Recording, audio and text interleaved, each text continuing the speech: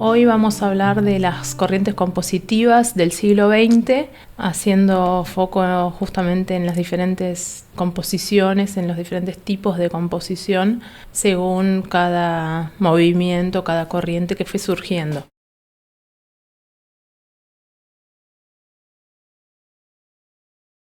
Voy a dividir el siglo en tres grandes periodos. El primero que vamos a tratar ahora acá es entre el 1900 y el 1914. Después habrá una segunda parte que va a ser el periodo de entreguerras y después una tercera parte que es a partir del 1945.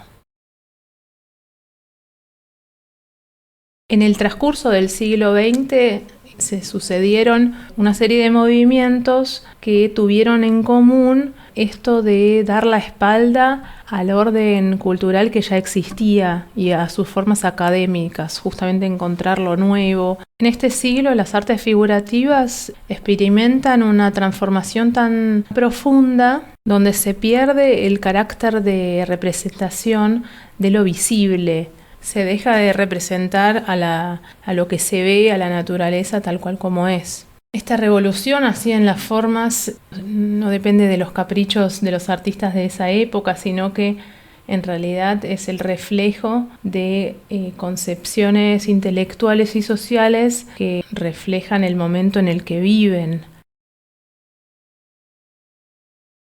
Avances tecnológicos, por ejemplo, la llegada de la fotografía, desplazan al arte a posiciones de tener que interpretar antes de representar. Así como el artista renacentista se sintió orgulloso por dominar el espacio, o por ejemplo los pintores clásicos se detenían en retratar los rasgos físicos, el pintor del 1900 sienten que tienen que develar la psique o la angustia o el estado de ánimo de a quien retratan o de la situación que retratan.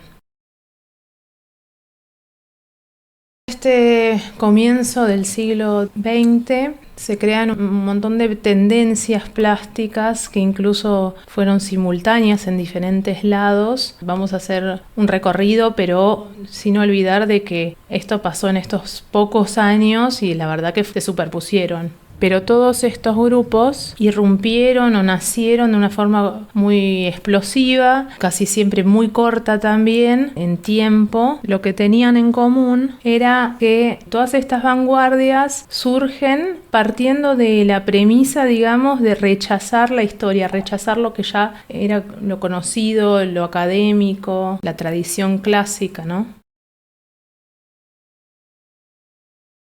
Uno de estos grupos dejó plasmada su idea con unos manifiestos donde explican ideológicamente los principios que ellos apoyan.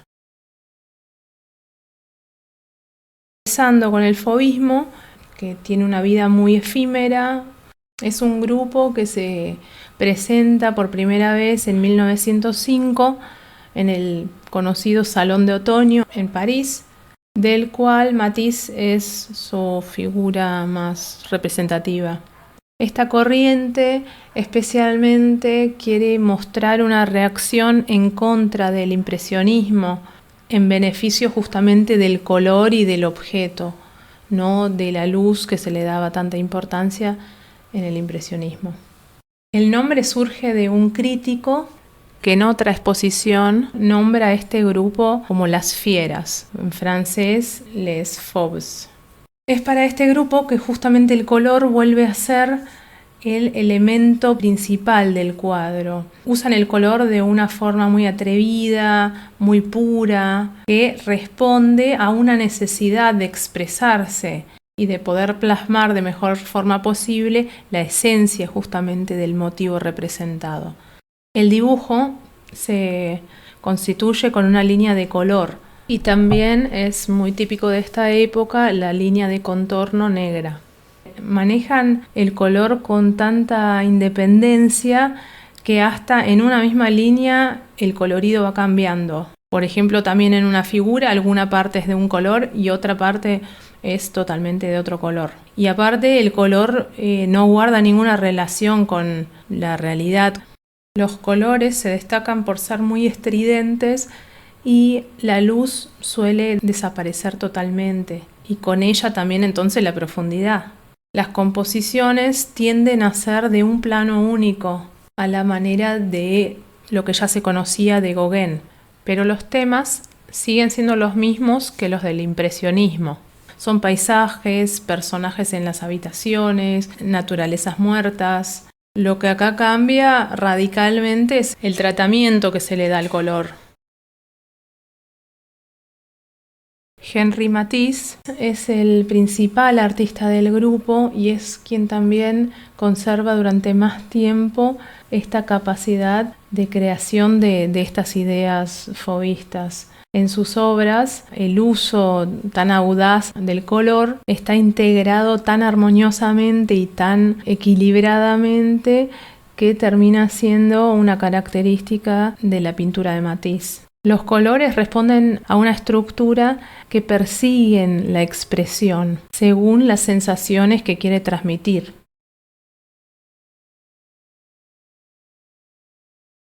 Otro artista, Maurice de Vlaminck, emplea el lenguaje de los fauvistas de una forma mucho más violenta, es mucho más crudo y agresivo en los colores, lo que le da mucha vitalidad a las formas, que muestran también a dónde quiere llegar el artista.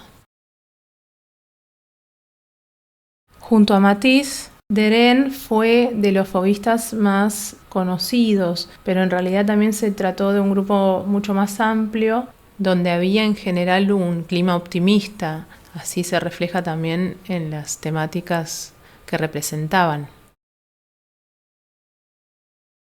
El cubismo es otro gran movimiento de principios de siglo. Nace en 1907 en París y se extiende hasta 1914, poco antes de la Primera Guerra Mundial. Este movimiento es el más significativo y trascendente de la historia de la pintura occidental desde el Renacimiento, porque justamente logra una ruptura con esa estética clásica, con el concepto de belleza y con las formas nuevas que trae de observar la naturaleza. Esta visión es tan radicalmente diferente que conmociona a todo el mundo del arte. Es el punto donde justamente cambia el concepto de arte y de belleza. Las obras anteriores también se mirarán ya de otra forma. Este movimiento fue encabezado por Pablo Picasso y Georges Braque, y más adelante se sumaron muchos otros, por ejemplo Juan Gris o Fernand Léger. El cuadro que dio inicio al movimiento fue Las señoritas de Aviñón de Picasso, que condujo al descubrimiento de un nuevo orden visual. Lo principal del cubismo era alejarse de la representación naturalista conocida hasta ese entonces y plasmar de modo simultáneo diferentes ángulos de un mismo objeto, o sea, representar al objeto desde diferentes puntos de vista. Rechazando justamente esa perspectiva lineal renacentista, es que aparecen multiplicidad de puntos de vista y simultaneidad justamente también de planos en una misma obra. El cubismo se separa en dos grandes momentos. Uno inicial, que es el cubismo analítico, en que se hace un estudio muy detallado de la forma y justamente de estos diferentes ángulos. En esta primera etapa, la paleta cromática es muy reducida, hay mucho gris, ocres, blancos y negros, y en realidad esa paleta también muestra este pesimismo ante la inminente llegada de la Primera Guerra Mundial. No se le da importancia a la temática social, sino que se experimenta con la forma. Solamente el estudio de la forma de los objetos que son cotidianos, se ven guitarras, jarrones, retratos de personas que se estudian minuciosamente. Esta pintura experimental se vuelve tan racional, tan pensada, por eso se termina llamando analítica, porque llega a un punto que ya se vuelve incomprensible para el público común. Solamente el que está en el tema o el muy estudiado de esa época puede entender ese tipo de pintura.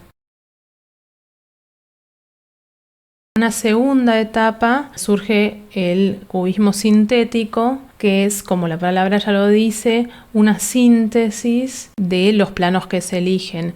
O sea, ya no se intenta pintar al objeto de todos los ángulos posibles, sino que se elige un ángulo que sea el más representativo y con ese ya se reconoce al objeto.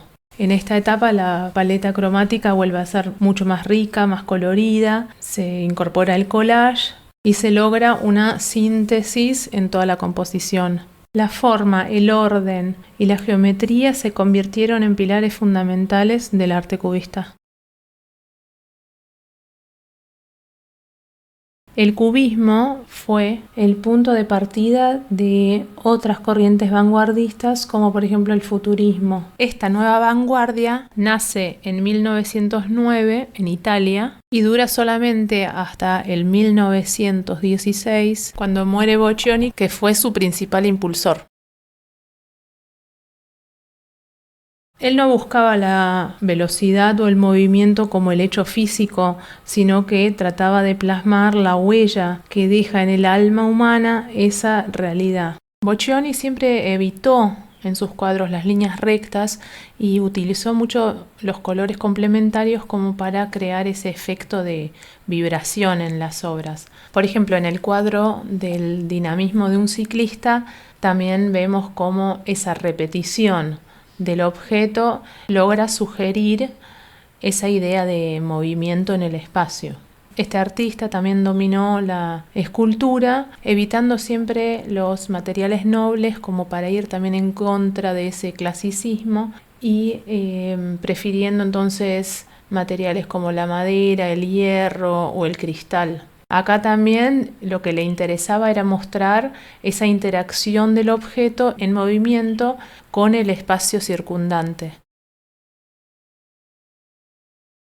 En los manifiestos futuristas se proclamaba patriotismo, nacionalismo, especialmente un desprecio al pasado y a la tradición, y por ende también la exaltación del presente y de un futuro prometedor apoyado en el progreso, la tecnología y la veneración a las máquinas como símbolos de ese progreso. Si en el cubismo se planteaba la captación simultánea de muchos puntos de vista, los futuristas, en cambio, se orientaron a la representación de los diferentes estados de una figura, pero en movimiento. El más original de la agrupación fue Giacomo Balla, que llega casi a la abstracción en sus pinturas. Él le concede especial importancia al color y la técnica que usa está muy emparentada con la del cine, que consiste justamente en aparentar el movimiento por medio de la reproducción del mecanismo de la marcha, tanto humana como animal. Con este fin justamente es que reproduce en sus cuadros las diferentes posiciones sucesivas de las piernas al caminar o por ejemplo de los brazos en la evolución de sus movimientos. Este movimiento fue mucho más radical en su enfrentamiento a cualquier norma establecida hasta ese momento. Los futuristas realizaron una acción rebelde y escandalosa basándose en el progreso, la técnica y la velocidad. Todo el arte futurista se fundamentó en la exaltación del movimiento y de la acción. Por otro lado, también tenían una mirada muy nacionalista y por eso fue también que muchos de ellos se unieron al fascismo e incluso apoyaron esa Primera Guerra Mundial que se avecinaba, yendo incluso muchísimos de ellos al frente para defender su país.